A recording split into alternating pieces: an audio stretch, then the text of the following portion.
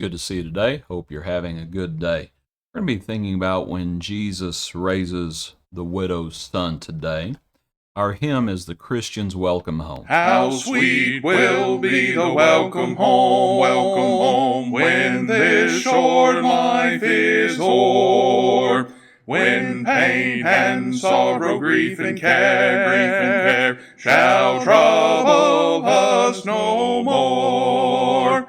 Welcome home, sweet welcome home, my home, my sweet home, welcome home, sweet welcome home, the Christian's welcome home.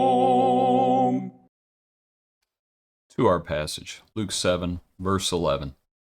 Now it happened the day after that he went into a city called Nan. I'm not sure if I'm pronouncing that right. Many of his disciples went with him in a large crowd. And when he came near the gate of the city, behold, a dead man was being carried out, the only son of his mother, and she was a widow. A large crowd from the city was with her. When the Lord saw her, he had compassion on her, and said to her, "Do not weep." And then he came and touched the open coffin, and those who carried him stood still. And he said, "Young man, I say to you, arise." So he who was dead sat up and began to speak, and he presented him to his mother. Then fear came upon all, and they glorified God, saying, "A great prophet has risen up among us, and God has visited his people." And this report went throughout all Judea and all the surrounding region. Okay.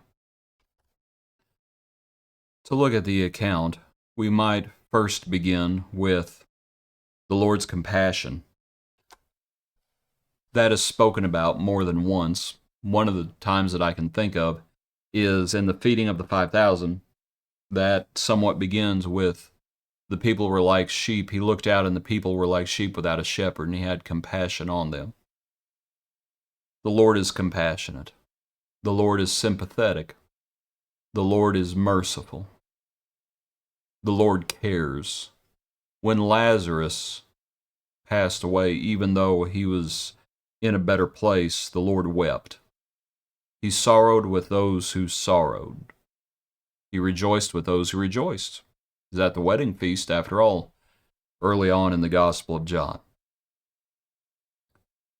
But as we think about the Lord and we think about the compassion that he has and the love that he has, he comes upon this account or this situation. You might notice the large crowd. We'll come back to that here in a moment. But he tells the widow before he raises the son, he saw her and he said to her, "Do not weep." Then he came and touched the open coffin.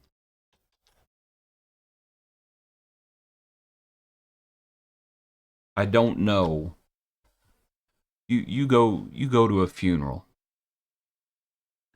Go to a funeral for a mother who's lost her son. Go to a funeral for a widow who's lost her son.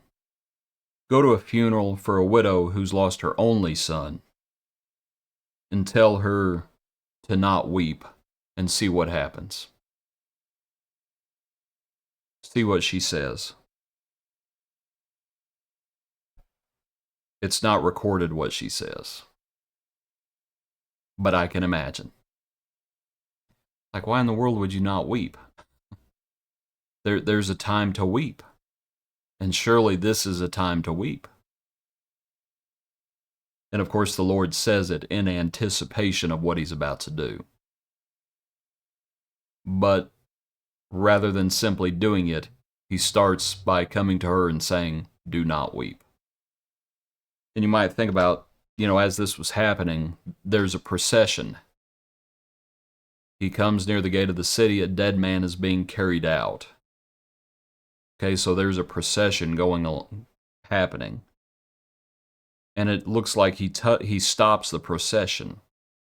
He comes and he touches the open coffin. Right? It's an open coffin. Those who carried him stood still. the procession stops, and he says, "Young man, I say to you, arise." So he who was dead sat up and began to speak. I don't know what he said either. But that must have been quite the scene. They're carrying the coffin. They're carrying the open coffin. They're the pallbearers. That's what they are. They're carrying the open coffin. And the Lord, by the way, the Lord comes and touches the open coffin. You might think about issues of cleanliness and unclean and unclean. Those who carried him stood still, and all of a sudden, the young man, he sits up and he starts talking. I wonder what he said. The things that are recorded are enough, but there are things that are not recorded. All we know is he starts talking.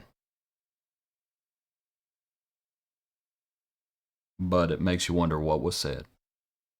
I wonder what the widow said when she heard Jesus say, "Do not weep." And then when the procession stops and she sees this man putting his hand on the open coffin of her son, and then the son sits up. Back to the account.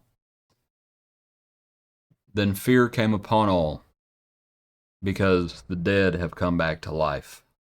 You might think about the magnitude of the miracles, and you might realize there at the top of the screen there's a large crowd, and news of this miracle is going to spread far and wide, because Jesus has power. He has power to change water to wine. He has power to heal the lame. He has power to heal the paralyzed. He has power to calm the storms. He has power to do all these things, and he even has power over the dead. And news spreads. The magnitude of the miracle. The magnitude is increasing. Appreciate you joining me today. Hope you have a good day. Join me tomorrow for another portion of our daily praise.